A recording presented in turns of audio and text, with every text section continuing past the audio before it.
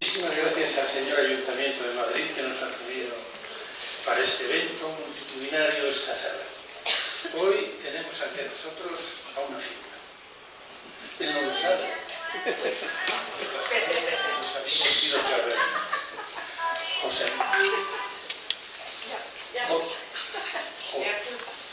Antonio Martínez Soler, de Almería.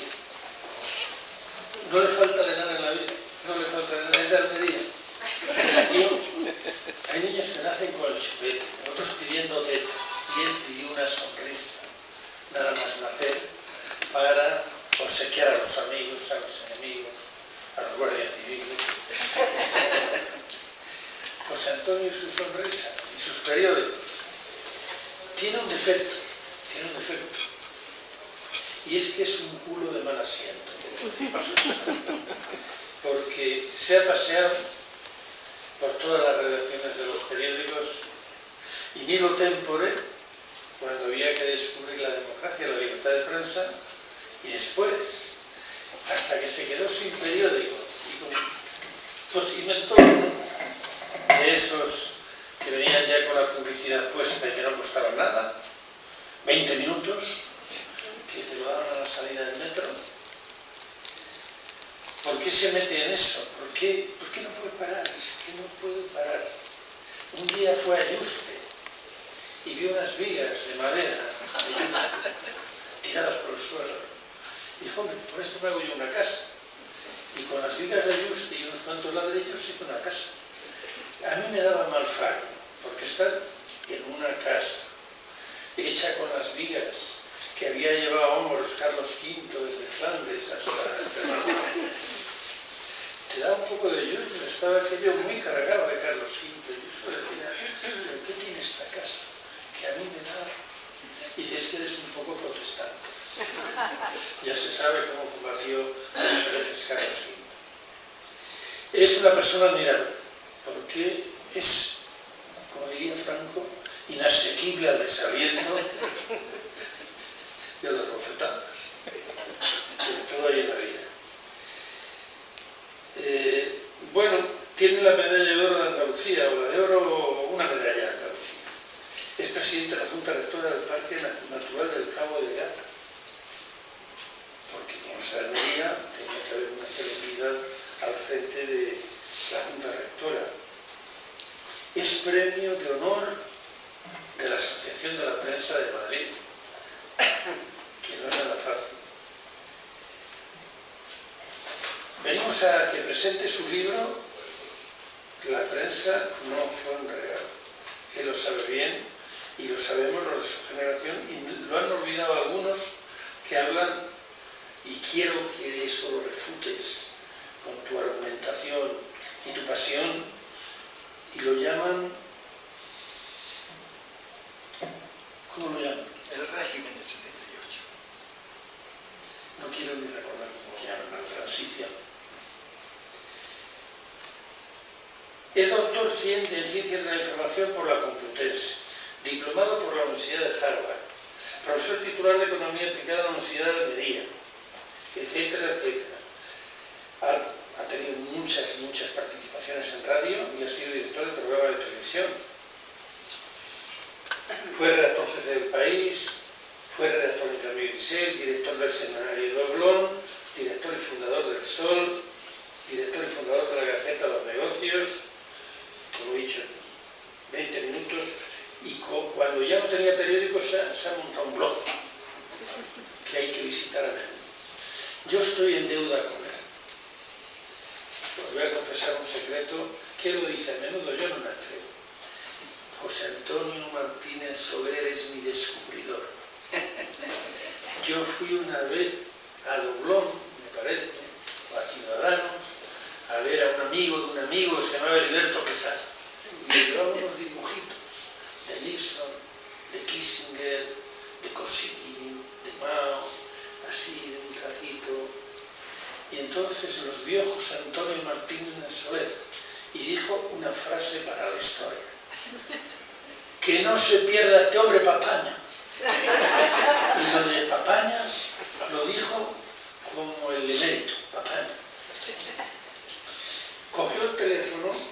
llamó información, me dijo, ¿en qué periódico quieres publicar? Sin decir, sin preguntar de dónde eres, dónde has aprendido a dibujar, a qué dedicas tu tiempo libre, el de la canción. Llamó a Eduardo Barrenechea y le dijo, ha venido aquí un tío raro, trae unos dibujos novedosos, que no se pierda este hombre, papá. Y ya la segunda le dijeron, pues que venga para acá y le hacemos una entrevista. Ese fue un jueves, el viernes me hicieron la entrevista y el sábado salieron mis dibujos. Entre todas las cosas que tenía que decir de él, la más importante es que tiene mano de santo, porque eso es, para mí, llegué, vi y le convencí. Y aquí le tenemos, dispuesto a presentar el libro, el régimen ¿cómo le llaman? El régimen del 78. Les tenía yo el régimen del 75, o del 57, o el régimen alimentario que teníamos en la posguerra, los que nacimos en los años 40. El régimen del 78. El libro suyo es una refutación de esta enorme calumnia, porque, como se titula el libro, la libertad de prensa, ni ninguna de las libertades fue gratis. Y que lo sepa todo bien todo el mundo. Las libertades, igual que vienen, se pueden ir. Y hay que estar defendiéndolas siempre. Con un micrófono, por ejemplo, para mostrar la libertad de expresión que todavía, y hacer uso de ella. Como decían, hay que hacer uso del matrimonio, decían en los ejercicios espirituales. Yo no sabía lo que es hacer uso del matrimonio. Era soltero, uno hace uso del matrimonio. Bueno, pues hay que hacer uso de la libertad de expresión que disfrutamos. Con nosotros, José Antonio Martínez Soler, pido para él un aplauso.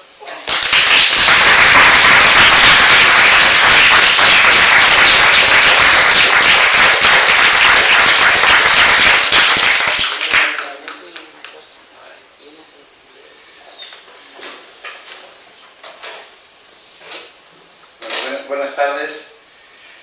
Ya hemos empezado el día con estos piropos de Peridis. Estoy muy feliz de estar aquí con vosotros. Muchas gracias a Mari y a Ramos Pereira, que son los que me meten en este lío. Gracias a la Sociedad Española de Antropología y de Tradiciones Populares y naturalmente al Ayuntamiento que nos ha dejado este lugar tan bonito. Y gracias a todos vosotros por estar aquí, una tarde preciosa como la de hoy, mientras la gente pasea por el retiro, estáis aquí encerrados escuchando a Peridis y a un servidor. Para ahorrar un poco de la charla y no tener que contar mi vida, que es un poco, como decía Peridis, culo de mal asiento, os he preparado un vídeo de 1 minuto y poquito, que nadie se vaya oyendo porque es muy breve, de verdad. Vamos a ver si funciona esto. Hola, soy Martínez Soler, periodista durante más de medio siglo en prensa, radio y televisión. Mi nuevo libro, La prensa libre no fue un regalo, trata precisamente de esa experiencia, de cómo sorteábamos la censura de Franco, cómo con cierta ironía o entre líneas tratamos de contar la realidad que nos rodeaba a nosotros en aquel momento, cuando no había libertad de expresión, naturalmente. Fue una lucha difícil, larga y en algunas ocasiones bastante arriesgada. Por un artículo mío, yo mismo sufrí un secuestro, torturas y un fusilamiento simulado por un comando franquista de la Guardia Civil en la Sierra de Madrid. Allí, frente a una pistola a 2 palmos de mis ojos, pensé que iba a morir. Y es que la dictadura tenía un traje que se le iba rompiendo por las costuras. Era insoportable. En algún momento sabíamos que la dictadura no podía homologar a España con Europa, que teníamos que caminar hacia la democracia. Y ambos lados, tanto los franquistas como los demócratas, llegaron a un acuerdo que fue la Constitución de 1978. En eso hay que reconocer que la prensa ayudó a la transición. ¿Cómo ayudó? Pues contando lo que pasaba, contando las protestas de la gente, de la sociedad española entera contra el régimen de Franco. Y el régimen respondía con violencia, si lo sabré yo. Recordad, la prensa libre no fue un regalo. ¿Cómo se gestó la transición? Editado por Marcial Pons. No te lo pierdas, ¿eh?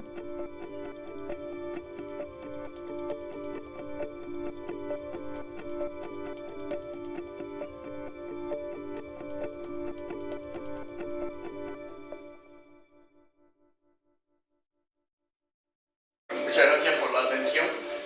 Lo prometido, 1 minuto y pico nada más. Ahora vamos a empezar a entrar en materia. Bien, los que tienen mi edad saben que esto es un sello de 2 pesetas. Los jóvenes seguramente no saben lo que es. Es el sello que funcionaba cuando murió el dictador. Y lo utilizamos, como tardaba en morirse, una semana y otra y otra. Cada semana publicábamos una foto del dictador, de las que teníamos guardadas durante años para el día de su muerte. Las agotamos todas. Y al cabo de 4 o 5 semanas, cuando murió de verdad, superó la última autopsia, no teníamos fotos. Pusimos un sello de 2 pesetas ampliado. ¿Se oye? Perdón. Entonces recurrimos al sello ampliado y ahí está, quedó muy bien, pero nosotros pensábamos, Franco ha muerto, ¿y ahora qué? Es la pregunta que se hacía todo el mundo. Nadie sabía lo que iba a pasar. Ni los jóvenes que ahora llevan coleta, ni los que estábamos entonces con barba. No sabíamos nada. Era el punto de inflexión del pasado, entre el pasado y el futuro. ¿Cómo se gestó entonces la transición de la dictadura a la democracia? Voy a tratar de explicar o de describir, quizá explicar y luego nunca predecir lo que va a pasar, ¿no? Porque eso es muy difícil, ¿no?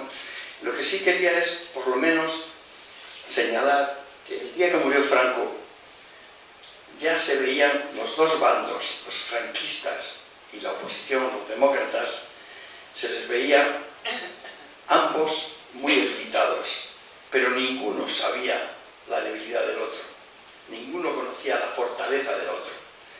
¿Cuál es para mí la clave del éxito de la transición, de esa Constitución de 1978, la más larga y provechosa de la historia de España, pese a lo que digan algunos descreídos en este régimen del 78, ¿no? Pues el secreto para mí, lo voy a resumir brevemente, es el miedo. Mucha gente ha escrito muchos libros sobre la generosidad, la nobleza del pueblo español, que no dudo que hubo algo de nobleza y algo de generosidad, pero lo que hubo fueron toneladas de miedo cuando murió este señor. No sabíamos lo que iba a pasar. Los franquistas tenían miedo a la revancha de los que perdieron la guerra y estuvieron 40 años sometidos a persecución, sometidos a represión, a violencia de todo tipo, incluso asesinatos, etc. Y los demócratas, la oposición, tenían miedo de que los franquistas consiguieran perpetuar la dictadura, hacerla incluso más fuerte, más dura, más violenta. Entonces las 2 partes tenían miedo, unos a la revancha, otros a más represión. Pero lo interesante de nuestro caso, por eso es un caso raro en la historia de Europa y casi del mundo moderno, ¿no? Una transición en paz después de una guerra civil y 40 años de dictadura. Lo curioso es que ninguno sabía del otro, apenas se hablaban, no se cruzaban esas líneas, ¿no? Y hubo una persona que me dio unas claves, y que no está aquí porque es muy mayor y se mueve con más dificultad, que es el teniente general Andrés Casinello, que es el autor del prólogo de este libro, y con él he discutido durante años, muchas veces, estas claves. Él es de las pocas personas, como militar y jefe de los espías de Suárez, el fundador del CNI, que en secreto hablaba con las 2 partes.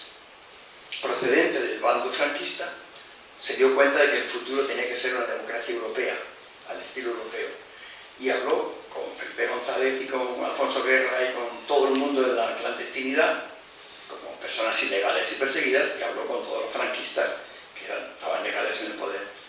En estas conversaciones con el teniente general Casinello, que él perfila un poco en su prólogo, lo que él tenía claro es que ningún bando conocía al otro y ambos tenían miedo razonable y justificado. Por eso digo que el miedo nos hizo demócratas a todos. Los franquistas fueron evolucionando hacia la democracia y los demócratas de la oposición fueron aceptando a esos franquistas como conversos a la democracia. Y eso fue una de las claves del declive de los franquistas y el auge de los demócratas, que equilibró la balanza. Por eso fue posible la transición, por el miedo de ambos. Pero vamos a ir por partes. Voy a contar algunas pequeñas anécdotas, lo más breve y rápido que pueda, para convenceros, si no estáis convencidos, de que la prensa libre del Bono fue un regalo. La fuimos conquistando palabra a palabra. Esta portada me recuerda durante meses fuimos elaborando el número extra de la muerte del dictador. Llevamos mucho tiempo soñando con ese día para celebrarlo. Y cuando salió la revista, cuando la imprimimos, yo firmé los 10 ejemplares que eran obligatorios para la censura previa, los envié al Ministerio de Información de Franco, bueno, del difunto Franco, y esperamos el permiso para poder distribuirlo en los kioscos. Teníamos mucha ilusión con este número, era un número fantástico, grueso, con un suplemento especial.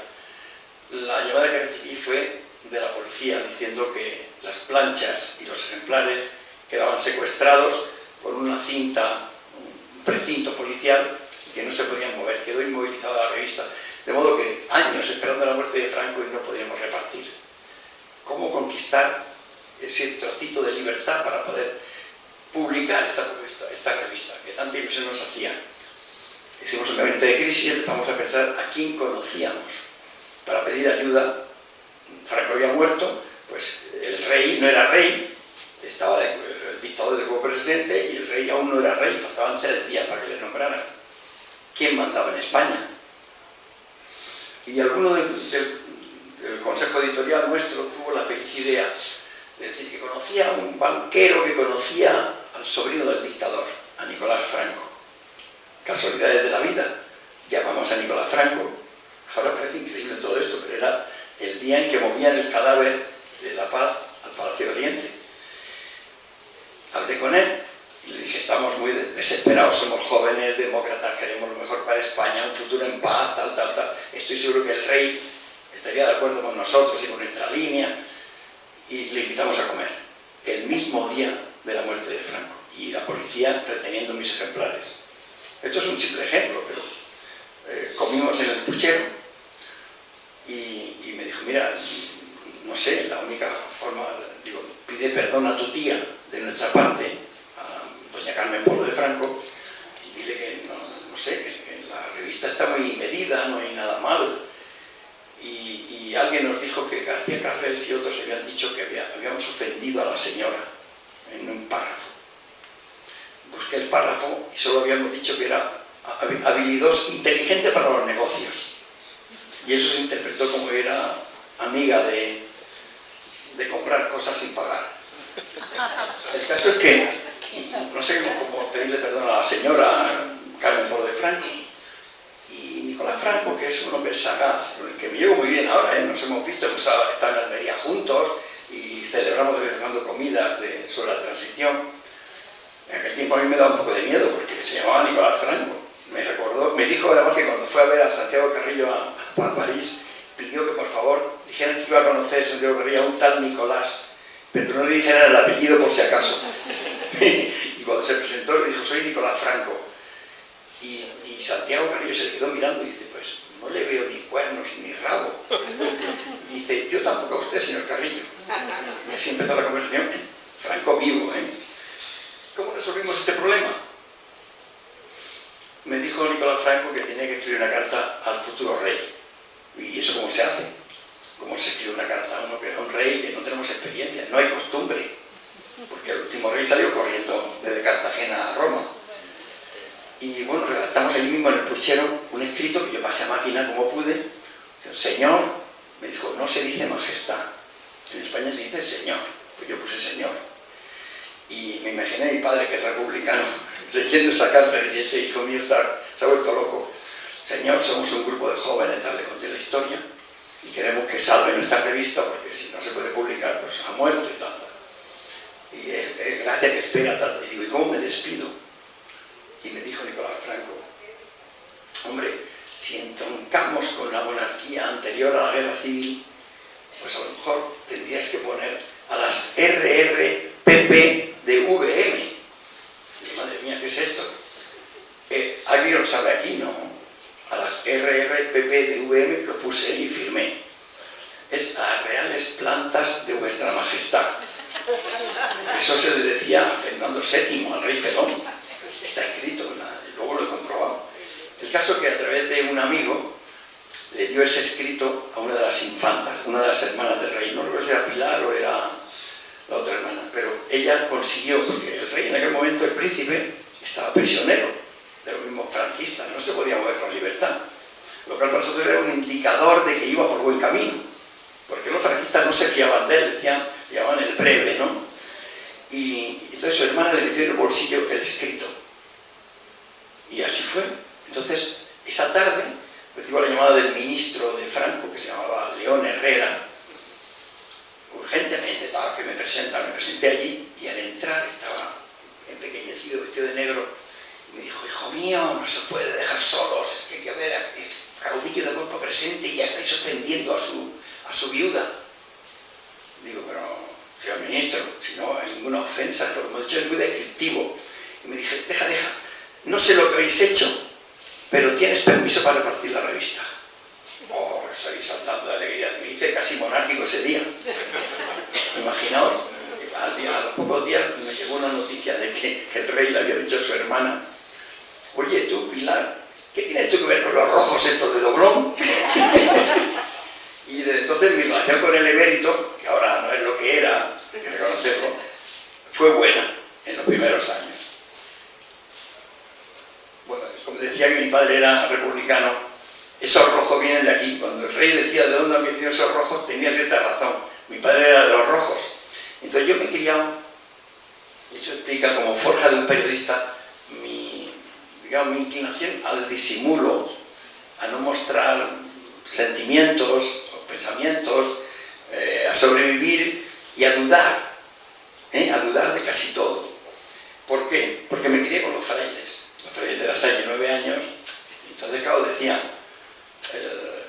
los rojos eran malos y violaban a las mujeres y mataban a los niños. Mi padre no era así, luego los frailes mentían.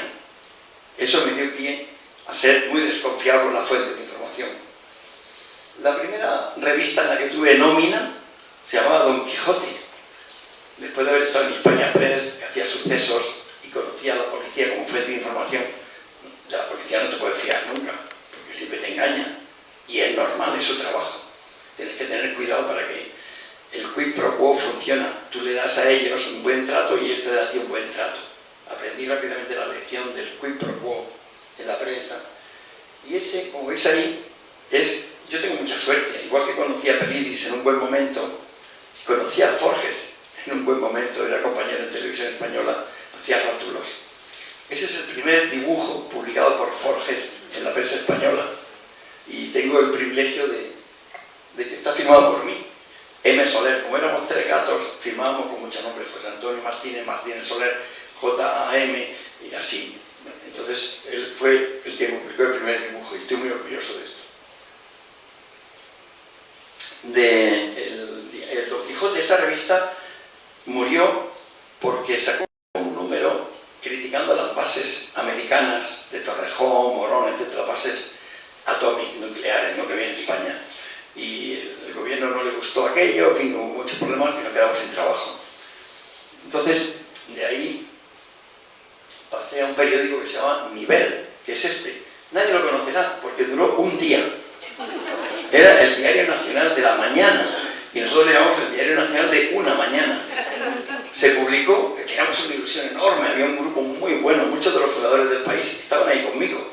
Eran gente joven, muy lanzada, y el periódico estaba muy bien hecho, pero en aquel momento el permiso lo dio Fraga y cuando salimos ya no estaba Fraga. Franco le había quitado y había puesto a Sánchez Peña. Los azules habían sido vencidos por los del Opus. Hubo una primera crisis del régimen y eso fue lo que mató a nuestro periódico. El caso es que nos quedamos otra vez sin trabajo y de ahí, bueno, me fui entré en Televisión Española a hacer España siglo XX. Brevemente diré que aprendí mucho porque fui el negro de José María Pemán. Yo hacía unos preguiones que él filmaba, cobraba mucho más que yo, pero bueno, me sirvió para aprender mucho en los archivos y estudiar cómo era la prensa antes de la dictadura. Leí El Sol, por ejemplo, de la República, leí muchos periódicos de antes de la guerra y eso aumentó mi formación como periodista, por lo menos crítico con el régimen. Esto de Cornetín, lo he puesto ahí porque es el abuelo de 20 minutos, o el bisabuelo. ¿De dónde sacamos la idea de 20 minutos? Aparte que nos inspiró un periódico de Londres, que se llama Metro. Entonces, en la mili, para poder librarme de las guardias, pedí al capitán que me permitiera hacer una revista. La compañía de honores del Ministerio del Ejército merecía tener una revista en la que todo el ejército se mirara, un espejo. Y me dijo: capitán, no hay un duro. El ejército no tiene dinero. Digo: mi capitán, ¿quién habla aquí de dinero? Una revista gratuita, no se cobrará nada al que la reciba. ¿Y cómo vamos a sufragar los gastos? Si ya fue una ruina cuando Hermida la fundó hace 3 milis.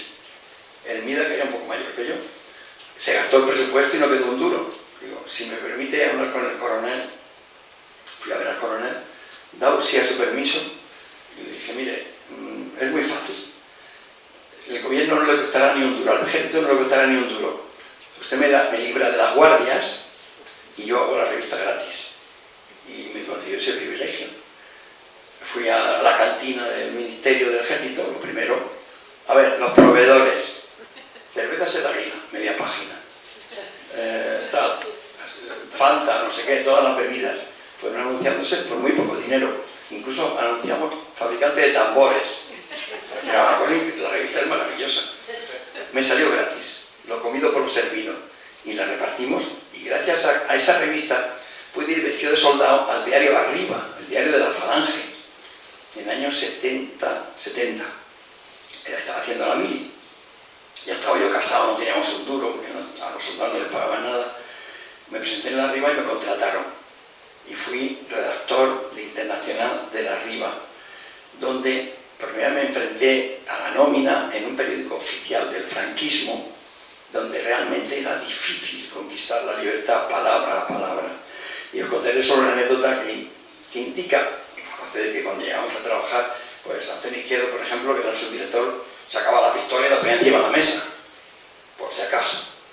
Allí había comunistas y fascistas, todos juntos y revueltos. Y hablábamos sabiendo más o menos quién era quién, pero no llegó nunca la sangre al río. Mi jefe era Enrique Vázquez, el compañero mío era Vicente Botín. Bueno, Vicente Botín le mandó Capmany de corresponsal a Chile para cubrir las elecciones de Allende y mandaba sus crónicas electorales. Y en mi mesa de redactor yo veía que llegaban sobres que se iban acumulando y tenían muchos sobres. Y aquello, a nombre de Botín.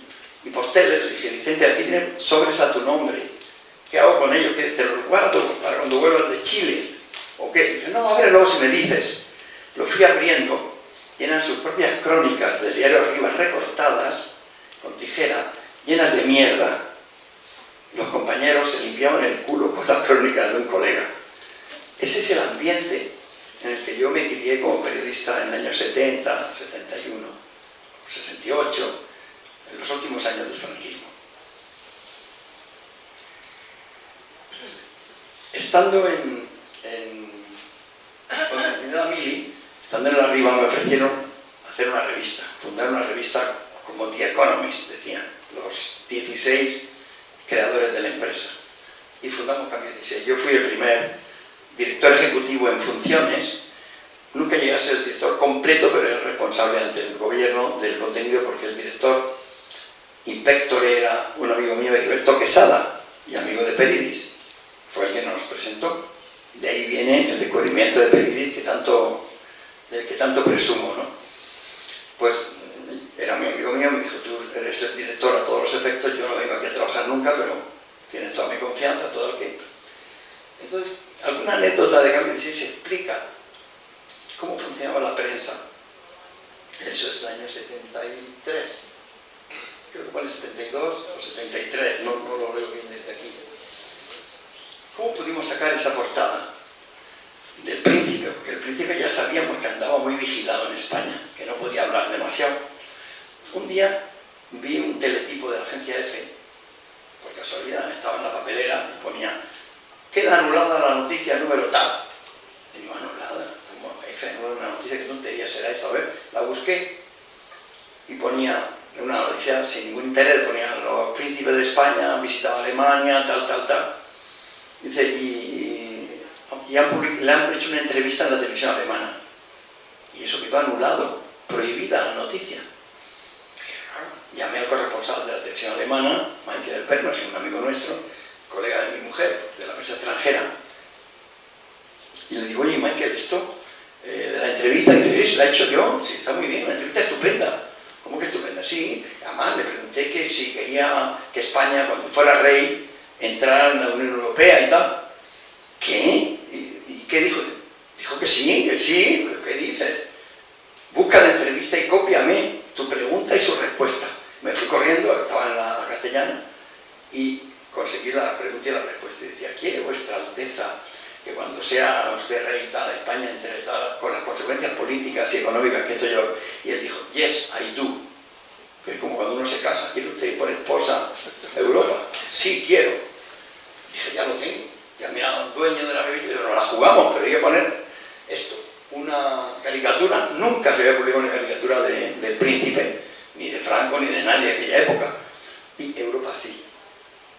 Eso digo mucho que hablar, porque el director general de prensa, el censor de Franco en el año 72, se llamaba Fernández Sordo, que hay que ver el nombre, por un censor que se llama Sordo, pues me llamó inmediatamente cuando yo firmé los 10 ejemplares de rigor, y como me había pasado con la muerte de Franco, me dije, tú estás loco, pero ¿cómo se te ocurre tomar a broma, tomar a cachondeo aquí al príncipe, que es el heredero de la corona, y del reino y tal, y riéndote del príncipe, y eso de Europa, sí, ¿qué es esto? ¿Qué es esto? No hay permiso para publicar la revista. Va la policía ahora mismo a la imprenta a secuestrarla. Y le digo, pero, señor Fernández Sordo, con todo mi respeto, pero imagínense que se muere Franco, que Dios no lo quiera, cualquier día de estos, y este hombre llega a ser jefe del Estado. ¿Cómo le explica usted al jefe del Estado que prohibió una entrevista que él mismo había dado? Que prohibió que se conocieran sus palabras. Dice, una cosa lo que se diga afuera y otra lo que se diga adentro. Me colgó, bueno. Pues también empezamos a hacer gestiones como locos y tal, y al cabo de unas horas me llamó el censor y me dijo, la verdad, no sabes el trabajo que me ha costado el poder librar tu revista del secuestro policial, porque esto era de delito. ¿Tienes permiso para repartirla? No, hombre, muchas gracias. El censor ya se le veía en dicta blanda, no en dictadura, porque fuimos evolucionando con la sociedad en esa dicta blanda. Cuando Fernández Sordo, cuando murió Franco, y el rey, en el gobierno creo que era de Arias, el primer gobierno de Arias, le nombró ministro de sindicatos, me hizo mucha gracia porque el diario Pueblo pertenecía a sindicatos y a él, publicó una entrevista con Fernández Sordo, y el titular me hizo gracia porque uno de los números que yo publiqué era la huelga de Motor Ibérica, y publiqué la foto de Marcelo Camacho, la primera vez que se publicó en España la cara de Camacho, y decíamos huelga en la Perkins, Motor Ibérica, y me llamó también y me dijo, la palabra huelga está prohibida, no se te ocurre poner huelga, no existe, esa palabra no existe en el castellano. Digo, entonces ¿cómo llamamos lo que hay en Motor Ibérica si no están trabajando? Pues paro técnico o alguna cosa que no trabajan, pero no huelga. La palabra huelga no se puede poner en España. Y yo recordando aquello, cuando veo el pueblo ya como ministro de sindicatos, pone Fernández Sordo, 2 puntos, comillas. A partir de ahora a la huelga la llamaremos huelga. Hombre, esto sí que es la transición ya, porque se había muerto Franco. Pero todavía asomaba la patita Carlos Arias. Entonces, bueno, ahora entramos en la zona más dramática, digamos, de la conquista de la libertad, por mi parte por lo menos, y sin querer muchas veces. Franco, en el último Consejo de Ministros que presidió, antes de caer ya definitivamente enfermo, fatalmente enfermo, hizo un cambio, que fue que cesó al general Sed de Santa María como director general de la Guardia Civil, le quitó y le mandó a la Capitanía General de Madrid, y puso a uno de los suyos más fuertes, de los más franquistas, al frente de la Guardia Civil, el general Campano, el que está vestido de militar saludando, ¿no?, con gorro. ¿Qué peculiaridad tenía esto? Es que el que manda la Guardia Civil, en aquellos tiempos 70.000 hombres armados y movilizados permanentemente, controla España. El que tiene el mando de la Guardia Civil tiene el mando de toda España, porque el ejército está en los cuarteles y no puede salir de los cuarteles sin orden del gobierno, sin declaración de guerra o de estado de excepción. Entonces es clave que la Guardia Civil estuviera controlada por un franquista inmovilista fuerte, como era Campano. Entonces, al poco tiempo de morir Franco, me llama, yo había publicado publicado cosas de la UMD, de la Unión Militar Democrática, y debían mirarme como alguien de confianza. En aquellos tiempos había sido perseguido, había tenido problemas con la censura, en fin, y teníamos amigos comunes. Después de la Revolución de los Claveles de Portugal, y alguien me llamó, no sé si era del UMD o de la propia Guardia Civil, alguien me llamó por teléfono y me dijo: señor Martínez Soler, mira en el Boletín Oficial del Ejército, día tal, número tal, página tal, el cese del general tal y el traslado, el cese del coronel tal, cada día era uno distinto, ¿no? Fui a hacer la investigación sin saber quién me llamaba, para nada, y vi que lo que había era una purga, gota a gota, de todos los generales y jefes moderados de la Guardia Civil, que Campano iba quitando de en medio, nada más morir Franco, para poner a los suyos y controlar toda la Guardia Civil en toda España. Bueno, yo no sabía que aquello era tan serio ni tan peligroso, pero se me ocurrió publicarlo. Son esas noticias que te queman en las manos, ¿no? Y bueno, pues publiqué. El número 2 de Campano era el general Sáez de Santa María, a quien él, por lo que supe más tarde, quería quitar del medio, porque le frenaba. Estaba él de director general y el número 2 era el general Sáez de Santa María, que luego nos libró del 23F. Este hombre fue muy importante para la democracia. Bueno, yo, qué ingenuo, publiqué este artículo en la portada de Doblón en enero o febrero, 1 de febrero, creo que del recién muerto Franco, a los 2 meses, y se llamaba "De Vega a Campano como en la Guardia Civil". Nada que objetar, el título es muy inocuo, ¿no? Pero dentro estaba la línea de varios ceses de generales y jefes que ellos sabían que eran moderados, ¿no?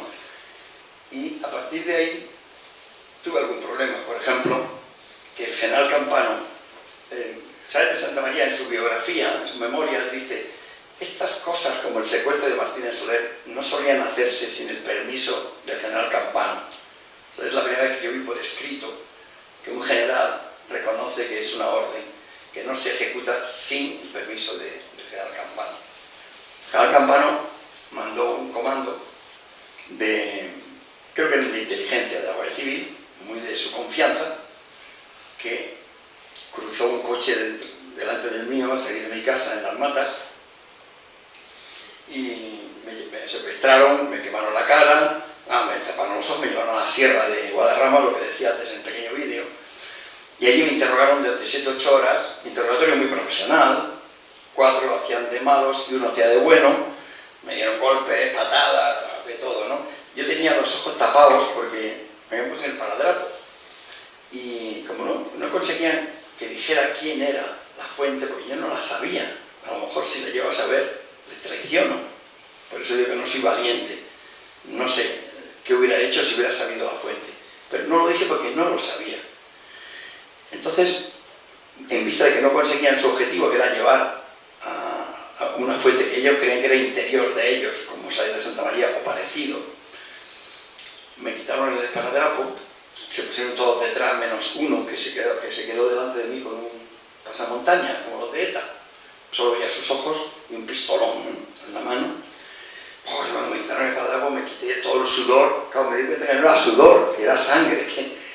Claro, me di cuenta que era sangre caliente, porque lo que tragaba no era saliva, era sangre, porque los golpes no producen heridas por fuera, sino por dentro de la boca. Y sangra por dentro y te tragas la sangre calentita, ¿no? Yo dije, bueno, ¿qué me van a hacer ahora? Ahora que veo, abría los ojos un poco y veía una montaña, un poco de nieve y algo así, estaba en una sierra. Este señor me dijo, voy a contar hasta 3 y o nos dices la fuente que te dio esta información o te quedas aquí. Y disparo a la de 3. Y me acuerdo que me apuntaba a 2 palmos de la frente. Uno, yo estaba, en principio debía estar aterrorizado, pero no lo recuerdo así. Recuerdo que estaba muy concentrado en sobrevivir, es decir, miraba a los ojos del tío a ver si en esas 2 polillas de cristal podía ver mi futuro. Y cuando dijo 2, hizo así con la pistola y se apartaron los que estaban detrás de mí para que no les salpicara la sangre. Un fusilamiento en toda regla. Pero al decir 3, no disparó, no apretó el gatillo, sino que los de atrás se echaron sobre mi espalda y me machacaron con la metralleta y con las patadas y tal y cual. Y yo con la cara metida en medio del agua-nieve, digo, estoy vivo, ya más no me pueden hacer. de verdad que fue una sensación de resucitar, ¿no? De alegría en medio de la sangre y de los pavos, ya me pueden hacer lo que quieran, que ya más no me pueden hacer. Y volví a nacer. Realmente pensé que iba a morir un minuto antes, un minuto después pensé que iba. Y además me alegré mucho porque en el libro lo reconozco, antes nunca lo hubiera dicho, pero como ha pasado tantos años, no me acordé de Ana, mi mujer, que estaría preocupada, ni de mis padres, ni de los amigos, ni de nada. Entre el 2 y el 3 lo he puesto en el libro, o sea que lo puedo decir aquí también, ¿no? Por si alguno no compra el libro. No pensé en los hijos que iba a tener, ni en España, ni en la patria, ni en mis padres, ni nada. Hacía 15 días que Ana, Wesley y yo habíamos firmado en el notario la compra de una parcela donde tenemos la casa en la que vivimos ahora. Y se me ocurrió pensar, como es la mente del ser humano, hay que ver qué forma más tonta de morir ahora que soy dueña de una parcela. Esa fue mi reflexión, os lo prometo. Pero ahora que tengo la parcela me voy a morir, qué cosa más tonta, ¿no? Esa fue la verdad de lo que me ocurrió. Pero después de eso, bueno, yo desaparecí. Cuando regresé, pues los colegas estaban muy nerviosos, en el periódico tal, hicieron, esto es la sección de la prensa, hicieron pancartas, una manifestación naturalmente prohibida, ¿no? Detención de los secuestradores. Mira, ahí está Luis Carandel en primera fila, qué gracia ahí, en la esquina. Los grises, con sus cascos, antes de pegar la paliza, y bueno, y salieron por la Gran Vía, pues 400 o 500 periodistas en una manifestación ilegal, la primera de periodistas que se hizo, que yo recuerdo. Veo muchos amigos ahí, son todos amigos, claro. Y luego hubo un editorial conjunto de todas las publicaciones contra el secuestro mío, tal y cual. Hubo una reacción muy buena de la prensa. La televisión española de Franco dijo que había sido ETA, que me había secuestrado ETA. Bueno, y así quedó la cosa. Esto es el diario Informaciones, que es el único que publicó una nota de que la policía había disuelto la manifestación de periodistas. Nadie más publicó nada. La manifestación de mis colegas fue mano de santo para el régimen, porque acababa de morir Franco hacía 2 meses, Arias, estaban todos muy nerviosos porque no sabían qué iba a ocurrir con la oposición moviéndose, con Felipe González siendo recibido por Willy Brandt y recibiendo dinero también de ellos. En fin, había un movimiento por los dos bandos muy importante y sin saber dónde íbamos. Entonces, yo tuve una clave que poca gente pudo tener en aquel momento, que es, me convenció de que el ejército estaba dividido, que no había un ejército, que había 2. Igual que llegué al convencimiento, como muchos otros, de que no había una iglesia católica, había 2. Guerra Campos era un salvaje obispo de Cuenca y Monseñor Tarancón era un demócrata. Había 2 líneas en el episcopado español. Bueno, pues en el ejército igual. ¿Cómo me di cuenta? Pues porque cuando me llamaron para declarar ante el jefe superior de policía, Manuel Quintero, fue muy bruto conmigo. Nos trató a Ana y a mí con muy seco, y exigiéndonos que le diéramos más información y más datos. Y le dije, no. Y nos mandó a ver a su jefe, que era el general Castro San Martín, que era de Fraga. Y el general Castro San Martín fue muy simpático. O sea, solo la forma en que un coronel, que luego estuvo implicado en el 23F, nos trató, y un general, 10 minutos después nos trató, me di cuenta de que eran 2 ramas distintas, que cada uno miraba para un lado. El general Castro San Martín me dijo, me miró la señal de las esposas llenas de sangre y de costras, de cicatrices. Me cuesta pensar que mi paisano hubiera ordenado esto. Su paisano era el general Campano, que era navarro como él. A partir de ahí tuvimos amenazas de muerte y nos puso policías y guardias civiles permanentemente vigilando nuestra casa y nuestros movimientos. Ahí tenemos a 2 guardias civiles de Brunete tomando café en nuestra casa, 24 horas.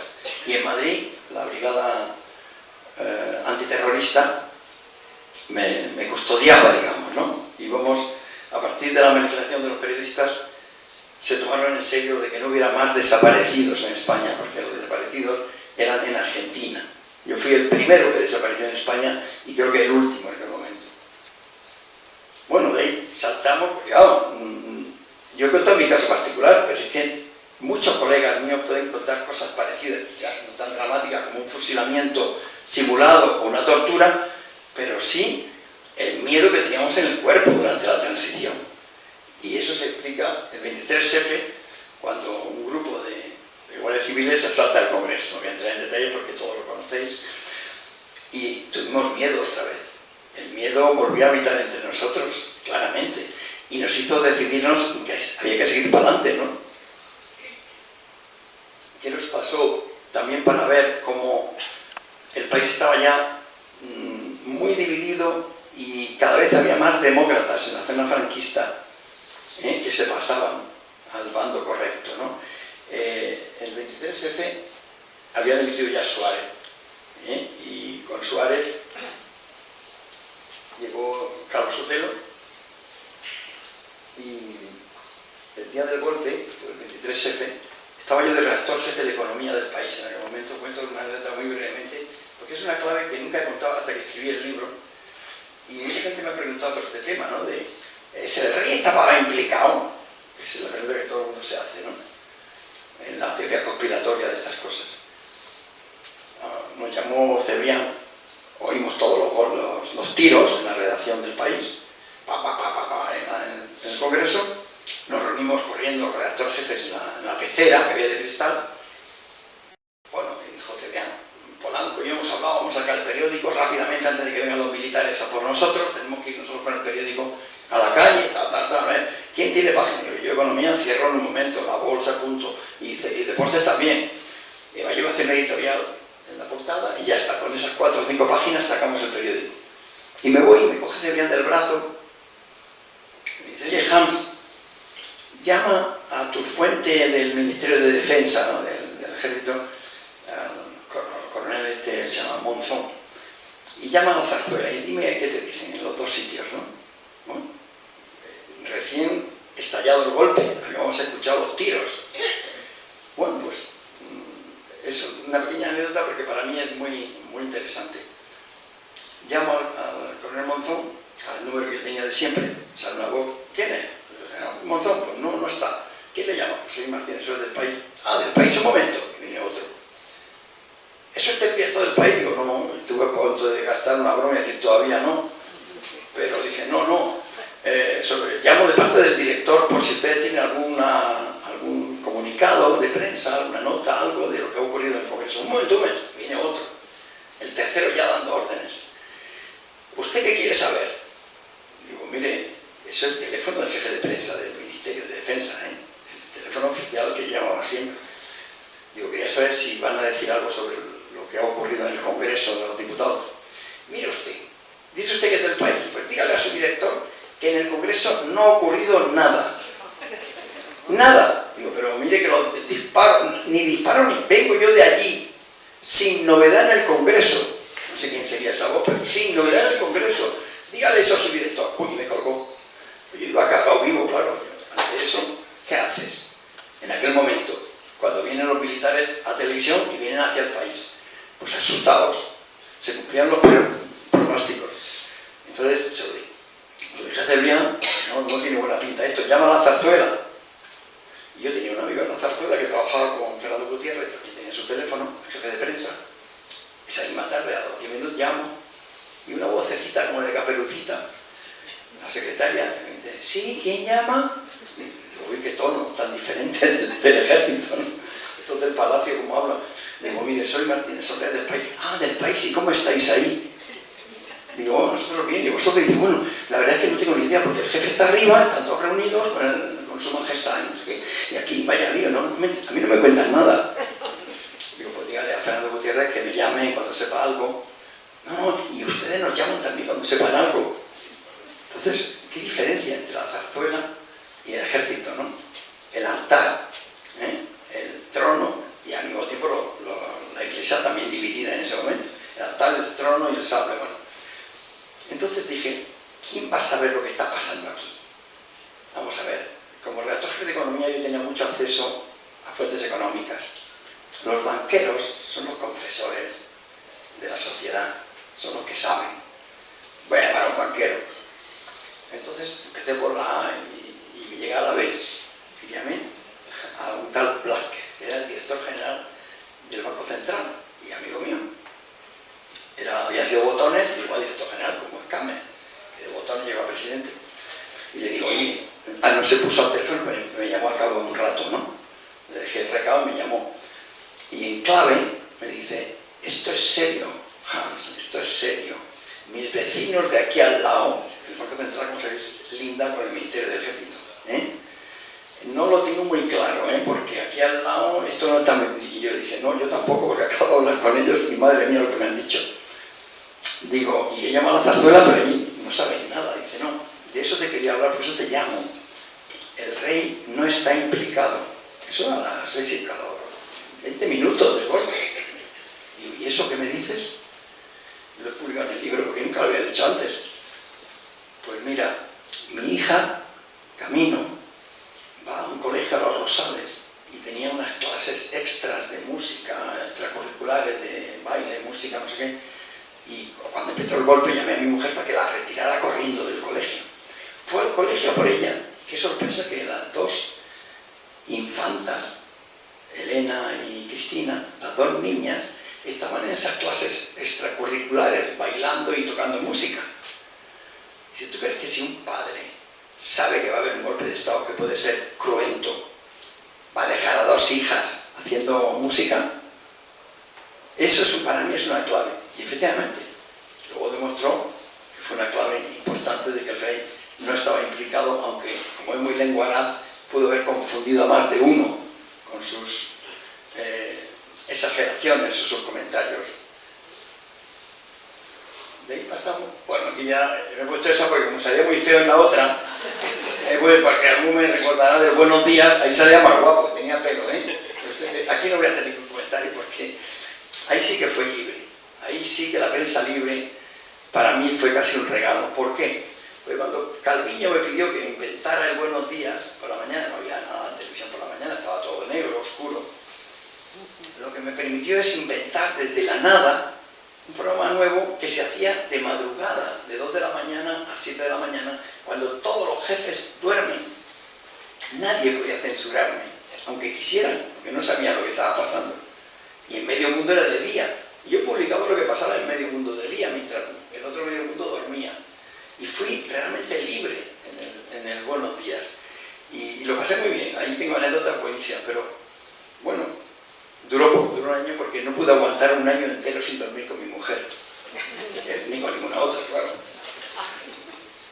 Luego ya experimenté lo que es conquistar la libertad de prensa en democracia.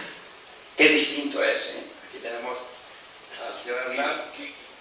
Me tocó, creo que fue mala suerte, en fin, me tocó, porque no tuve ninguna bola negra. Los 6 partidos, los 6 portavoces votaban quién debía hacer las entrevistas presidenciales en las elecciones del 86, del 93 y del 96.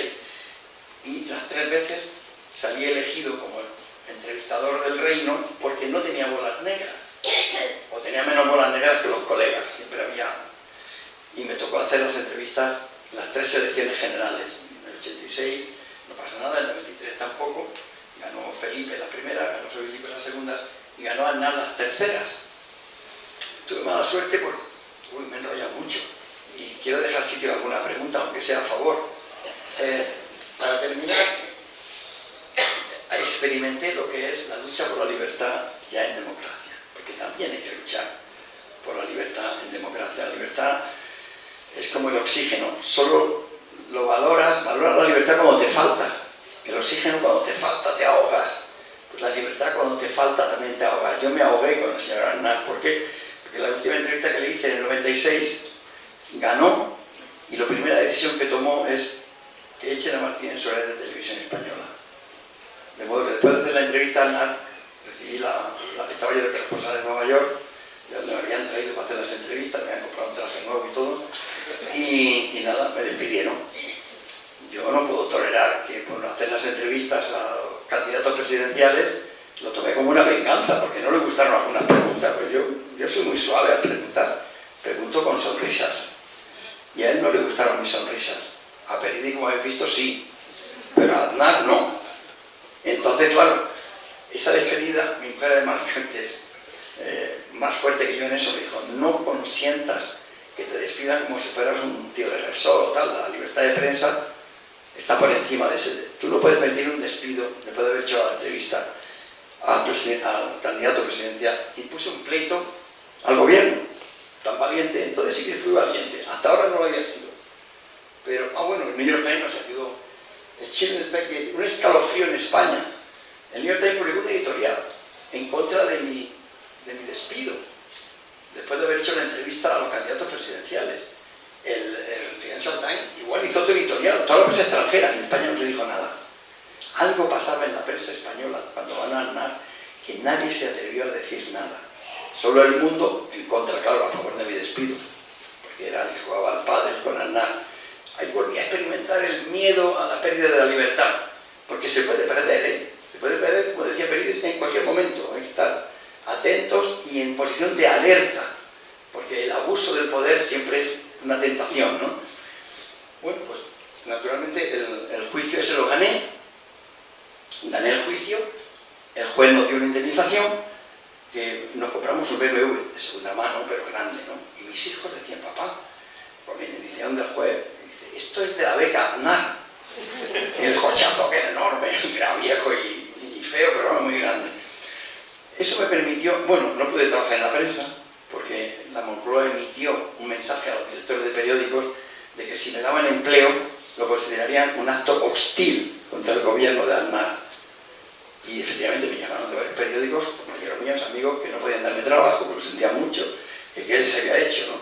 Bueno, es más, estando en Nueva York, ya despedido, haciendo las maletas, recurrí al propio Adolfo Suárez, le llamé y le pedí ayuda. No sé por qué me despiden, pero si yo he hecho una pregunta, con Felipe he sido más duro que con Aznar, y ya ves, bueno, y Suárez fue a ver a Aznar y a pedirle que lo reconsiderara, y me llamó Adolfo Suárez, ya me llamó a las 3 o 4 de la mañana, porque él no se acordaba lo del cambio horario, me despertó. Dice, hola José, soy Adolfo. ¿Qué Adolfo? El presidente, no, el presidente, yo le sigo llamando presidente a él. Y dice, pues he estado con Aznar y me ha dicho que él tiene derecho a decidir qué caras quiere ver en la tele. No hay nada que hacer. Entonces, bueno, pues cuando tenía trabajo, me llamó Asensio, el dueño de Z, y me dijo, nos han llamado de la Moncloa para que no te llamamos empleo, pero que sepas que todo el grupo Z te ofrece trabajo, pero con seudónimo. Tus niñas no van a pasar hambre, de modo que estoy agradecido eternamente a Antonio Asensio. Y publiqué mucho ahí, pero eso no era suficiente. Entonces me fui a la universidad, saqué las oposiciones, me refugié en Almería, en el refugio académico, donde Aznar no tenía brazos donde cogerme, y pasé como el Cid Campeador, un destierro, con polvo, sudor y hierro, ¿no? Entonces, ahí en la universidad fue donde investigué el 20 minutos. ¿Qué hicimos? Pues aplicar la tesis del Cornetín.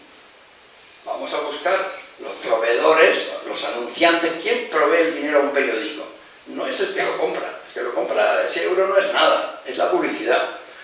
Vamos a hacer un periódico que se financie con la publicidad. ¿Por qué? Porque la tesis nuestra, igual que cautivamos a los militares del ministerio con Cornetín, queremos cautivar a los jóvenes del metro, del autobús, etcétera, con un periódico gratuito, con cosas breves, precisas, concisas y sin opinión. Porque si tiene opinión y está sesgado a la derecha, los de la izquierda lo tiran a la basura. Si está sesgado a la izquierda, los otros lo tiran. Tiene que ser lo más neutro posible. Y así aprendimos un nuevo periodismo, que convirtió 20 minutos en el diario más leído de la historia de España. Imprimíamos y repartíamos 1.100.000 ejemplares diarios, más que toda la prensa de España junta. Había 4 periódicos gratuitos, como recordaréis, el QE, el ADN, el Metro y 20 minutos. Vino la crisis del 2008, arrasó con nosotros 3 y solo sobrevive 20 minutos. Bueno, nosotros 3 es que sacaron sus periódicos sin conocerme. Y eso es un error, porque aguantamos a trancas y barrancas. El periódico tuvo mucho éxito y para todo el mundo, menos para el señor Aznar. Cuando ocurrió el 11M, terrible tragedia de los yihadistas, Aznar llamó a los directores de los principales periódicos para decirles que había sido ETA. Muchos de vosotros lo sabréis, ¿no? Lo recordaréis, que no era Al-Qaeda ni yihadista, no, que era ETA. ¿Por qué? Porque si era ETA, él ganaba las elecciones, y si eran los yihadistas, le acusarían de que era un atentado por su invasión de Irak, con Blair y con Bush, y y eso le podía hacer perder las elecciones, y mintió descaradamente, y sigue mintiendo, nunca ha rectificado, ¿no? Llamó a todos, y todos los periódicos publicaron, fue ETA, 11M, fue ETA, menos uno, que fue mi periódico. Yo era el director general de 20 minutos, y Aznar no me llamó, no se hablaba conmigo, no se dignó mentirnos. Entonces fuimos los únicos que publicamos 11M, fue Al Qaeda. La gente fue a votar el 14M con el 20 minutos bajo el brazo, y el PP perdió las elecciones por las mentiras de Aznar.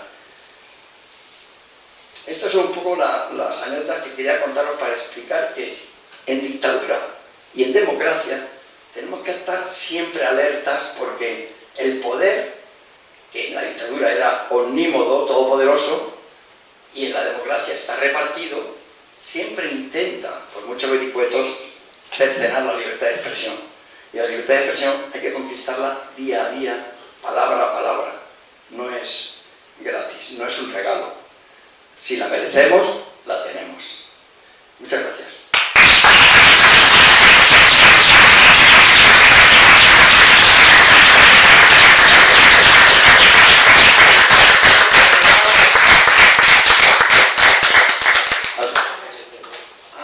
Mientras busca el micrófono, diré que, bueno, habréis visto que el periodismo en dictadura, en democracia no tanto, en dictadura, es el segundo oficio más peligroso de España, ¿eh? Sí, para mí por lo menos, ¿no? Durante la dictadura, es un oficio muy peligroso. Y es el segundo porque el primero ya sabéis cuál es, ¿no? El de los toreros. Ese es el peor. ¿Alguna pregunta o duda, aunque sea a favor? Yo quiero preguntarte, Hans. Bueno, muchas gracias, porque de alguna manera, pues no sé, a los demás supongo que también, pero a mí me has hecho revivir pues toda una carrera profesional, claro, yo en la televisión. Pero es una duda un poco morbosa, ¿cómo después de que te apalizaran, como dicen, por el otro lado del Atlántico, cómo volviste a casa? ¿Te trajeron como si fueras en un taxi o te dejaron solo y te las compusiste tú como pudiste? Gracias, Paz. Es compañera mía de televisión. Nos divertimos mucho juntos, ¿verdad? Con un programa. Así que él sabe toda mi vida. Cuando me despidieron de la televisión como corresponsal, dices, ¿no? No. Cuando te apalizaron. ¿Cómo salí de la sierra? No he querido entrar en más detalle porque son un poco morbosos, pero bueno. No, solo es que eso... Sí, eso no, está contado en el libro porque, sin extenderme mucho, yo cuando, después de hacer el fusilamiento simulado, vieron que no conseguían nombres, entonces me habían quitado el esparadrapo para que fuera eficaz el fusilamiento, los otros que seguían atrás, y el que estaba con la capucha me dio una carpeta negra, sólida, dura, con 3 folios con papel carbón entre medias, y me lo puso en las rodillas y un bolígrafo me dijo: escribe con buena letra. Me quitaron las manos de sangre y para que no manchara el papel, claro, un documento lleno de sangre tenía poca credibilidad. Me limpiaron las manos, como había nieve, aguanieve y tal. Era el día 2 de marzo y hacía mucho frío además, y entonces me dijeron: ahora vas a escribir con buena letra lo que te voy a dictar. Me dijo el de la pistola, ¿no? Bueno, pues yo empecé a escribir. Pues Antonio Martínez Soler, con DNI, me decían el número de DNI, que ya me lo sabía, pero que tenían mi cartera, se quedaron con todo, hasta con la foto de mi mujer, no me devolvieron nada. Con residencia en tal, la calle Las Matas, no sé qué, tal y cual, certifica o declara, como si fuera una instancia oficial, pero con buena letra, me insistían. Declara que, y lo primero que me dijo que el general Sáez de Santa María fue quien me llamó por teléfono para decirme que se estaban produciendo ceses y cambios en el seno de la Guardia Civil, y que debía publicar esta noticia para cortar esa relación de ceses y tal, ¿no? Y otro general, que no me acuerdo, general Santa María, y otro, que no me acuerdo el nombre, porque era un nombre vulgar, como González o Pérez o López, no me acuerdo el nombre ahora. Pero sí me acuerdo de Sáez de Santa María porque luego le he seguido mucho, ¿no? Por su libro y porque hizo Diego Carcedo. Y por su propia trayectoria contra ETA. Fue uno de los hombres más importantes en la lucha contra ETA. o sea, de Santa María. Entonces, yo firmé aquello, con una metralleta en la espalda y un tío con una pistola, yo firmo lo que me pongan delante, ¿no? Eso, hasta una hipoteca. Y firmé allí y me dijeron, bueno, ahora me pusieron otra vez el esparadrapo en los ojos y en lugar de esposas, que me habían hecho mucho daño, me habían hecho sangre, me pusieron una cinta, como una especie de esparadrapo, ¿no? En la muñeca, me ataron la muñeca con el esparadrapo. Bueno, y me dijeron, cuenta hasta 500 antes de moverte. Yo estaba, no sé, yo pensé que era la cerrada en donde estaba. Entonces se retiraron todos. Una anécdota que indica lo que es el ser humano a veces es increíble, ¿no? Y como, por eso también lo descubrieron pronto a ellos. Cuando me asaltaron en mi coche, en la puerta de mi casa, me cruzaron el coche, abrieron la puerta y con un spray me cegaron los ojos. Luego me sacaron, me pusieron las esposas en la espalda. Y mientras me ponían unas esposas en la espalda, otro me echaba el spray en la cara, que fue lo que más daño me hizo, porque perdí la piel varias veces, salían costras de pupas y eso, ¿no? Y entonces yo movía la cabeza porque me picaba mucho, y al mover la cabeza le cayó el spray al de atrás, al guardia civil que me estaba esposando. ¡Oh, cómo te cae esto, cabrón! Tal, y me pegaba unas hostias, como si por haber movido la cabeza, y, oye, yo dale a tu compañero, pensaba yo, no dije nada. Hice así, y me pusieron en mi coche atrás, y ellos iban en un coche, yo en el mío, conduciendo uno de ellos, y el que se quemó la cara, le tenía a mi lado, me metía la pistola en el costado. ¡Oh, lo que pica esto! Cada vez que le picaba, me apretaba con la pistola en el costado, y ahí me subieron. Entonces, ¿qué pasó? Que cuando me dejaron a contar hasta 500, yo, 1, 2, 3, cuando iba por 100 y pico, ya no oía yo hojarasca, ni paso, ni se habían ido. Entonces fui a morder el esparadrapo para liberarme. Y entonces oí la voz del que se había quemado. ¡Quieto! Que no has contado hasta 500, que no estás solo, aquí estoy, te vas a enterar ahora cuando se vayan estos. El tío tuvo una venganza en frío, que es increíble. Ya se habían ido todos, menos él. Se había quedado para quemarme más. Y fue un error, porque el jefe del comando decía, no le dejéis huellas. No quiero huesos rotos, solo me rompieron 2 huesecillos de nada, en el brazo y en la espalda.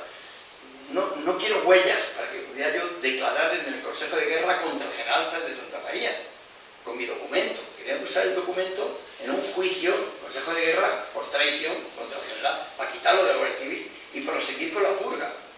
Si me dejan destrozado no podía testificar. Pero este, que no obedeció al jefe del comando, me vació el bote de ácido ese que llevaba, no sé lo que era.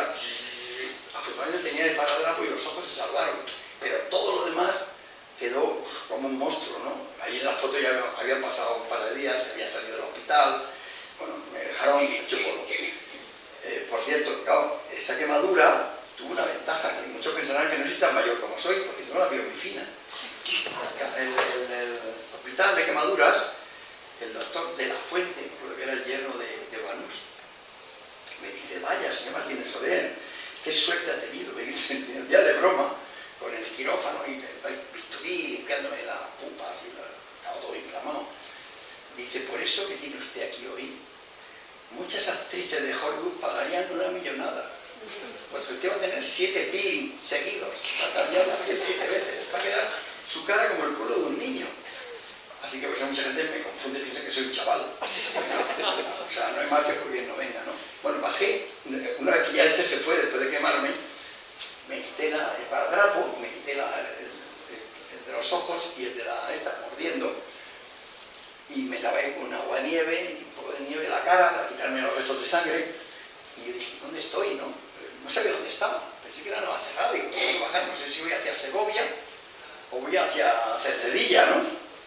Y fui bajando, siguiendo el aguanieve que había por ahí, y abajo yo oí algo de coches y tal, y había una carretera. Entonces, llegué a una carretera y había un pequeño pueblo, que no sé ni dónde era. Entonces digo, pues tengo que llamar a mi mujer para que ya estaba anocheciendo, ¿no? Que me habían cogido un poco antes de las 9, 8 y pico, hasta que anochecía. Como era marzo, serían las 7 y pico, por ahí. Y de lo que hice fue ir a la farmacia. Fui a la farmacia y dije, ¿qué le pasa? ¿Qué le pasa? Me ha estallado el carburador. Yo no sé ni lo que es un carburador, pero se me ocurrió una salida rápida y me he quemado la cara. me dio unas pomadas y tal, para el carburador. Y entonces me fui al bar y tiene un teléfono. Ah, bueno, pedí una copa de, madre mía, una copa de coñac, porque pensaba que con eso se cerrarían las heridas. Madre mía, el primer trago tuve que vomitarlo rápido y escupirlo porque aquello quemaba que no veas. El coñac, con lo que a mí me gustaba, lo tuve que tirar y pagarlo, claro. Total que me enjuagué con agua tal, y fui al teléfono público y llamé a Ana, que estaba de redactora jefa de la revista Ciudadanos, con Manolo Saco, Heriberto Quesada y todos los gallegos aquellos. Y digo, Ana, no me hagas preguntas ni digas nada a nadie, pero ¿dónde estás? Que está todo el mundo preocupado todo el día buscándote y nadie sabe dónde estás, en la revista, en Doblón, tal. Digo, no preguntes nada, que te oiga la gente, nada, no digas nada. Solo coge tu coche, que tiene 2 caballos, la pobre, yo tenía uno más grande, ¿no? El mío era un R12. Entonces no había igualdad de género todavía, pero bueno, ella tenía un Citroën 2 caballos. Coge tu Citroën y vente y recógeme. Y dice, ¿dónde estás? Yo digo, yo, ostras, ¿dónde estoy? Y ahí me delaté un poco, le pregunté al del bar, ¿cómo se llama este pueblo? Y me dice, San Rafael. Y ya me sonaba, digo, esto es por la parte de Segovia, de Guadarrama. Digo, estoy en San Rafael. ¿Y cómo se llega? ¿Por el túnel o por la carretera de la montaña, del Alto de los Leones? Y digo, espera un momento, ¿cómo se llega aquí? Claro, yo con los ojos tapados. Y estás empezando a poner nerviosa, Ana. Y bueno, tú vente por donde puedas, que yo estoy en San Rafael, en la puerta del bar y de la farmacia y tal, y ya me recoge. Y vino a recogerme ella, ya de noche, no me reconoció, dio varias vueltas, y aún en los extremos del pueblo había, yo estoy seguro que eran guardias civiles, con la cesta deportiva, esa, la bolsa deportiva, que parecía que llevaba un violín y eran las metralletas.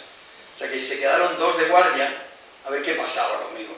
Y vieron que venía mi mujer, que me recogía y que me llevaba. Ah, me dijeron que tenía las llaves puestas en mi coche en la fuente del Alto de los Leones, arriba, que fue donde me trasladaron a otro coche ellos.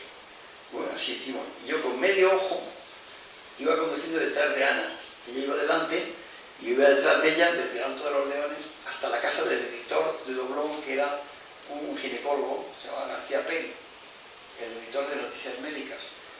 Y al llegar a su casa, se quedó alucinado el hombre, y me dijo, vamos inmediatamente al hospital, que conozco al cirujano tal, porque él era médico. Y me impresionó porque sacó de su cajón de su mesa, abrió así, sacó un revólver, lo cargó y se lo metió en el cinto. Digo, eso eran los tiempos, en la época de Franco, así fulminado, ¿no? Y dice, túmbate en mi coche en la parte de atrás, en el suelo, que no te vea nadie salir de mi casa, y que piense que estás aquí dentro. Y me sacó en un Mercedes al hospital, ahí me curaron y me devolvió escondido, hasta que al tercer día la policía ya descubrió que yo estaba allí escondido y me pidieron que fuera a declarar ante el coronel Quintero, que era un franquista de tomo y lomo. O sea que esa fue mi salida de la... ¿Queda claro, Paz? ¿Y qué declaras? Sí, sí. ¿Ante la policía? Claro. Bueno, Quiero decir que si respetaste lo que habías firmado, lo dijiste. claro, claro, no lo he dicho, es verdad. Bueno, es que como eran ya las 8 y me dieron 1 hora nada más, no, 3/4 de hora. Y me había pasado como hago siempre. Pero en fin, una clave importante fue, y tuve mucha suerte ahí, en casa de mi editor, al día siguiente del secuestro y del hospital, yo por fin dormí un poco, pero muy poco. El editor llamó a 2 conocidos míos, uno que conocía muy bien desde hacía mucho tiempo, que era uno de los líderes más importantes del Partido Comunista en el interior de España, que llegó a ser fiscal del Tribunal Supremo.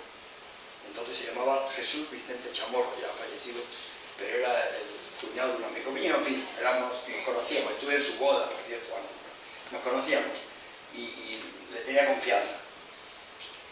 Este era un fiscal y venía acompañado de uno que fue presidente de la Audiencia Nacional, más tarde con la democracia, que se llamaba Clemente Auger. Entonces Clemente Auger, el Chamorro, un socialista y un comunista, vinieron a asesorarme a casa del editor y me dijeron, le conté la historia entera, a ellos sí que les dije la verdad. Me dijeron, ni se te ocurra decir al juez de guardia que ha sido la Guardia Civil. Estaba convencido que era la Guardia Civil, porque lo dijeron ellos, pero es que se veía, era obvio, ¿no?, lo que querían. Ay, perdón, ni se te ocurra decir al juzgado de guardia nada sobre la Guardia Civil, pero nada, que no está el tiempo, no están los tiempos para bromas. Bueno, ¿y qué digo? Pues que has tenido un shock psicológico, tal, que te has olvidado un poco pero que has firmado un papel. Lo importante, me hicieron firmar el papel en Guadalajara a 4 de marzo de 1976, me llamó la atención, en Guadalajara, y 2 o 3 días después. Eso sí me acordaba.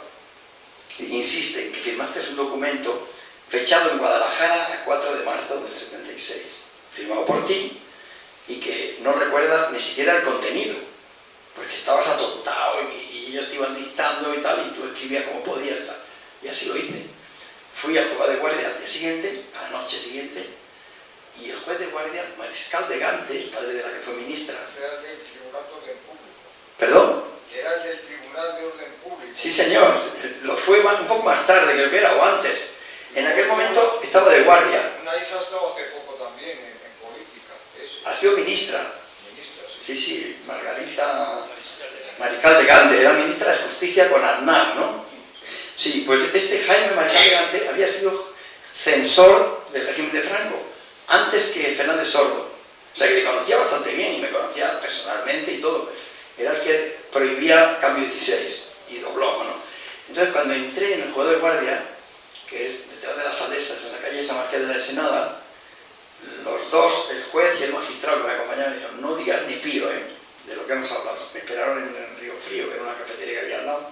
Entré y le dije, señoría, soy José Antonio Martínez Soler. Y me dice, Martínez Soler, no le reconozco. Tenía la cara, parecía un monstruo, ¿no? Era al día siguiente o a los 2 días, ¿no? Digo, vengo a denunciar que me han secuestrado unas fuerzas desconocidas para mí, me han torturado, me han pegado, he perdido el conocimiento y me han hecho firmar un documento que la verdad que no sé ni siquiera sé el contenido, porque estaba medio atontado, pero ponía Guadalajara 4 de marzo del 76.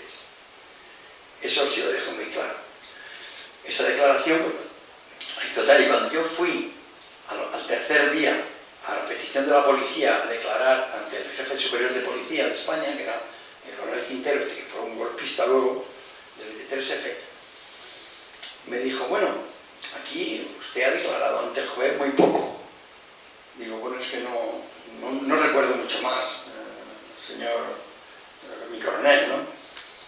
Pues tiene que darnos un detalle más para poder apoyarle, ayudarle y detener a los delincuentes que le han... No será algún grupo decía, una multinacional, porque usted escribe muchas cosas contra las grandes empresas multinacionales. Pues no, la verdad es que no sé quién fue. Pues entonces no podemos ayudarle. Y está un poco amenazándome, ¿no? Y claro, le puede pasar cualquier cosa a usted, porque no le podemos proteger, tal y cual. Y le dije, mire, mi coronel, yo he contado los detalles del suceso a solo 4 personas del máximo nivel en España. Para el caso de que le ocurra algo a mi mujer o a mí, que esas 4 personas puedan decir lo que ha ocurrido. Y solo esas 4 personas lo saben. Bueno, se levantó de la silla como un rayo. Bueno, caballerete, ¿con qué esas tenemos? ¿Con qué esas tenemos con la policía? Márchese, que le espera a mi jefe, el general Cato San Martín. Y bueno, nos echó a Ana, a mí y a un abogado de la empresa. Ahí está la Wesley, en verdad. Salimos un poco asustados, porque era el jefe de la policía.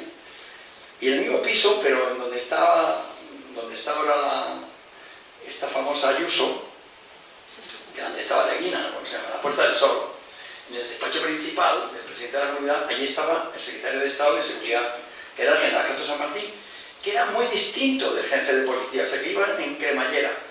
Un demócrata franquista, hacían como una tortilla debajo de otra. Y como me pasó con Vega y con Campano. Vega era moderado, Campano era franquista. Y así iban alternándose. Cuando llegamos allí, que nos recibió de pie en un despacho enorme, a Ana y a mí, que fue el que me miró las esposas, así las señales, sí, son reglamentarias. Como diciendo, son esposas reglamentarias. Dice, pero desgraciadamente no podemos controlar a todos los incontrolados que hay en estos momentos en España y no te podemos asegurar, no le podemos asegurar, garantizar su seguridad. ¿por qué no se marcha a Canarias 15 días? Me dijo este hombre. Y bueno, Canarias, ¿qué hacemos nosotros en Canarias? Tengo aquí mi trabajo, bueno, me puedo ir al parador a recuperarme de las heridas y tal. Bueno, vamos a ver cómo podemos, es que la situación es muy fluida y estos son incontrolados, decía él, incontrolados. Y fue cuando me dijo, me cuesta pensar que mi paisano haya ordenado esto. Fue una clave, vamos, me dio un golpecito así en el hombro como amistoso. De modo que el número 1 de la seguridad del Estado me trata amistosamente y 10 minutos antes el número 2 de la seguridad del Estado me da patadas. Aquí pasa algo. Estaba quebrándose el régimen. Para mí era una clave clarísima. Entonces, Ana y yo nos fuimos a Soria, al parador de Antonio Machado, y ahí nos refugiamos una semana y pico, no, casi 2 semanas. Hasta 10 días hasta que la... Por cierto, que al llegar nos encontramos con una pareja con gabardinas, que parecían los hermanos estos policías de Tintín. Dice Ana, esos son policías. Digo, tranquila, mujer, no seas paranoica. Y allí estaban. Los días que estuvieron por allí, digo, igual son una pareja gay. Pero no sabemos, seguramente eran policías que venían a protegernos, no a secuestrarnos de nuevo, ¿no? Y así fue como anulamos el documento. Y eso les movió a Campano y a sus secuaces para insistir, llamarnos por teléfono y amenazarnos de muerte continuamente por teléfono para que dejáramos España, para que huyéramos de España, porque tenían miedo que iban a meterse en un lío. Les había salido mal el secuestro, no podían aprovechar mi declaración, mi documento, no podían quitarse de encima a Sáenz de Santa María, y de alguna forma, sin querer, había prestado un servicio a la democracia que yo desconocía. Así que no me siento ningún negro, y lo hice sin querer, ¿eh? Hola, padre. Ah, sí. ¿Me dice la última pregunta?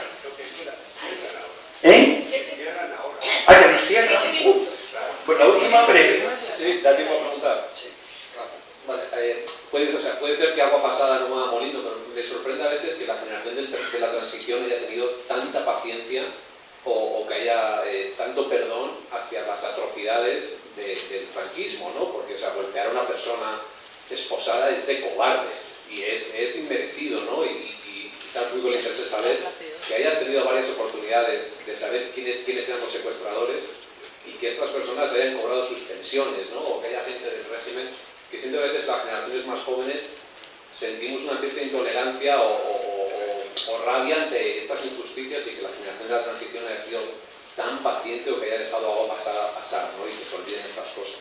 ¿Qué consejo tendrías, si acaso, al respecto?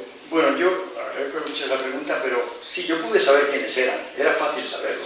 Es más, en una ocasión me dijeron del Ministerio del Interior que sabían quiénes eran, que me podían decir los nombres, y rápidamente dije, no quiero saberlo. No quiero saberlo porque hemos cerrado un capítulo de la historia de España en paz. Y no, vamos a ver, no quiero venganza. Yo no soy ningún valiente, soy más bien cobarde, ¿no? Pero la venganza nos hubiera metido en una dinámica no aconsejable en aquellos momentos. Yo creo que la generación de la transición hicimos bien en dejarnos guiar por el miedo, que es tan protector. Ya digo, no fue generosidad, no éramos pacientes, estábamos asustados, estamos muertos de miedo. Pero nosotros también, porque no sabíamos que ellos eran débiles, pensábamos que eran fuertes. Y ellos pensaban que nosotros éramos más fuertes, que Cabello decía que había huelga general revolucionaria. De eso nada. Ni hubo huelga general revolucionaria, ni tampoco los franquistas consiguieron con el 23F su éxito. Yo creo que se hizo lo que se pudo, se hizo lo mejor que se pudo, y creo que es bueno cerrar aquella página de la historia en paz, sin más sangre, ¿no? Solo quedó lo de ETA, que bueno, afortunadamente se acabó bien, ¿no? Pero no creo que haya que abrir esas heridas. Yo no tengo ningún deseo de venganza, porque además algunos de los que eran gente de la inteligencia militar, de la Guardia Civil, no eran soldados cualquiera, no eran números. Algunos habrán llegado a general, supongo. Y tengo amigos generales que son demócratas, como el que ha hecho el prólogo de mi libro, el general Casinelli, por ejemplo. Y otros que siguen siendo fachas. O sea que el ejército afortunadamente estaba dividido, la Iglesia afortunadamente estaba dividida, y la sociedad española también estaba dividida. Y ninguno sabía de la debilidad del otro. Por eso tuvimos éxito en la transición. no porque fuéramos mejores personas que los jóvenes de ahora, que creo que están mejor preparados que nosotros. Creo que los jóvenes haría bien en recordar lo que ocurrió o escuchar a sus padres para no, digamos, devaluar la transición, porque tuvo su mérito.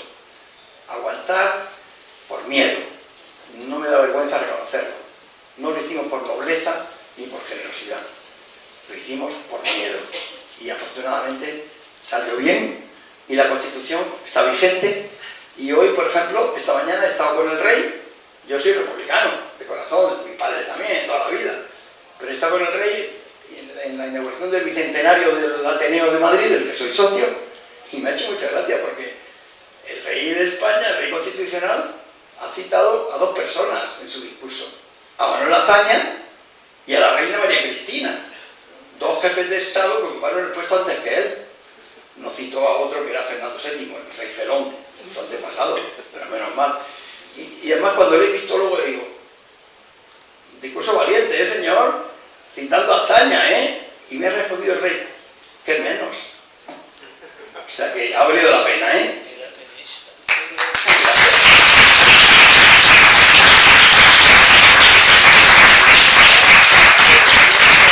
El libro está disponible en Amazon y en Marcial Pons.